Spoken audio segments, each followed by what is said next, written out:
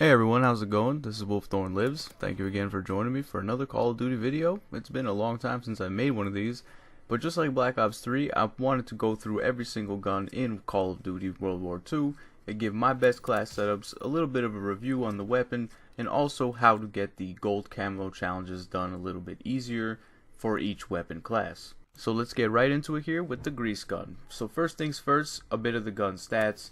It's a very slow shooting weapon, but it's also very accurate. Now, it's not a laser beam. It does have a little bit of recoil, but at the same time, you're going to be getting a 3 to 4 shot kill range with this weapon, depending on where you're at and if you're using the suppressor. From what I've seen, when I'm using the gun, I don't really seem to get any more than about 4, maybe 5 shot kills, depending on how far away you are, like I said. One other thing worth mentioning here with the grease gun is the iron sights. Now, they're not the worst in the game, but they're definitely not the best in my opinion. I had to get used to it. They're kind of unclear when you're looking through them. As you can see, they take up a decent portion of the screen. But if you're in somebody's face, which you should be using the SMG, you're rushing around, you shouldn't worry about it too much because then you can always rely on the hip fire. So here on screen now is the class setup that I use when I run the grease gun. So first we have the Airborne Division, the grease gun with the grip and advanced rifling for the attachments. Now in this game, if you may or may not know, the pick 10 system is not there, so you can't take off your secondary and your lethal to trade for attachments or perks. So you can run whatever you want for that. That is definitely all up to you, your choice. Most of the time I didn't even use it because I'm trying to focus on the grind and get the headshots that I needed for the gold camo anyway. And for the basic training, I choose Gunslinger, and I'll explain now why all this together plays to the strengths of the grease gun and also covers up the weaknesses that it has. First things first, guys, the grip. So, like I said before earlier in the video, this gun is not a laser beam. It does have some recoil, so the grip will definitely help you manage that. So when you are going for the headshots, you'll be able to stay a little bit more on target, and you won't have to worry about your gun kicking up to the sky every time you're trying to shoot somebody, and you'll also be able to pull off some decent long range kills with it. Self-explanatory really. Definitely run the grip. It'll help you out more than it'll hurt you. Now the second thing I would like to talk about is the advanced rifling attachment. So this will definitely make up for the range that you lose if you're running a suppressor.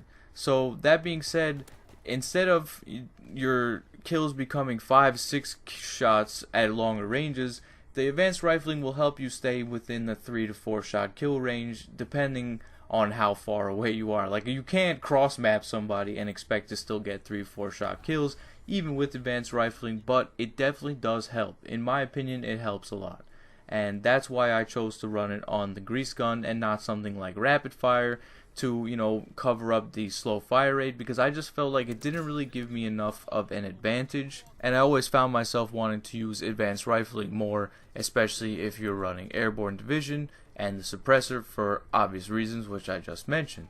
So to wrap up the class setup, we're just going to talk about 2 more things here, and that is the basic training Gunslinger and Airborne and how they work together, and actually a great combination. So of course you have the movement speed bonus from Airborne, and you can also sprint around the map a lot more. So now combine this with the fact that you can shoot and sprint at the same time, you never have to worry about aiming down sights, or if somebody comes up in your face, you won't have to worry about those critical milliseconds that you need to pull up your gun and start shooting. Gunslinger eliminates that because you can just shoot from the hip. And since the grease gun doesn't have a huge crosshair, like it's a tight, hip fire spread, it's not that crazy, you'll be able to get most of these kills no problem. You see in instances like this where you really don't know if somebody's going to show up, if I had aimed down sights there, I would have definitely lost that gunfight. I think Gunslinger, SMGs, and Airborne Division altogether is great synergy, and it will definitely help you when you're playing with them to just dominate the lobby, especially if you're a rusher. If you like to sit back and play a little bit more defensively, maybe Gunslinger's not for you, but I'll give you a couple other options when we're talking about the Gold Camo Challenges, because for one of them, you have to use another division. So let's get right into it.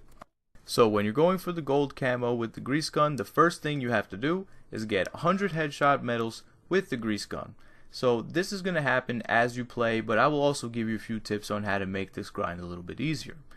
10 payback medals with the grease gun, self-explanatory, of course, that you'll always get while you're playing. 50 kills while using the Airborne Division with the grease gun, so that's another reason why Airborne is definitely beneficial. You get used to it. 50 kills using a division other than Airborne, so that could be infantry, mountain, anything you want. 2 rapid kills 5 times with both kills coming from the grease gun. And the final one is Bloodthirsty Medals, 5 kills without dying 5 times with all kills coming from the grease gun. And then you will finally have the beautiful gold camo. Alright guys, so to wrap this video up here, I'm going to give you a few tips on how I got the Gold Camo Challenge done a little bit easier, and hopefully it helps you out as well. Number 1, play some hardcore for the 100 headshots. Now I know that this may not be in everyone's comfort zone. It's definitely not a requirement, so don't worry. I just feel like I was getting more headshots per game in hardcore than I was in core mode.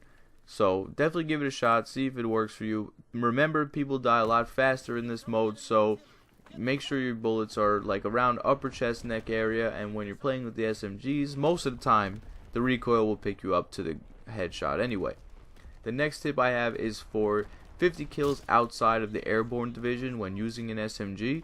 I definitely chose infantry for this most of the time because of the extra attachment. So when you're going for the headshots, you know, sometimes the iron sights may not work for you. You can use a reflex sight in tandem with the other attachments that I mentioned. So you can use grip, advanced rifling, reflex sight, or rapid fire, extended mags, whatever you feel like is going to help you out more in the grind. I just chose reflex sight. The next tip I have is for the bloodthirsties. Now bloodthirsties, you have to make sure that you play a little bit safer. When you're on your 3rd kill, 4th kill, you don't want to rush around like Rambo. You know, you kind of want to play a little bit safer so that you don't choke the last kill. That is something that happens to me a lot. It's a bad habit of mine that I didn't really get over until later on when I was doing like the pistols and shotguns. Those are a lot harder to stay alive with, in my opinion. So that about wraps it up for me here. Thank you so much for watching this video. I appreciate it a lot, and hopefully that these tips helped you out. Let me know in the comments below. I look forward to hearing from you. Subscribe to the channel for the next video. I'm doing the Type 100. Take care and peace.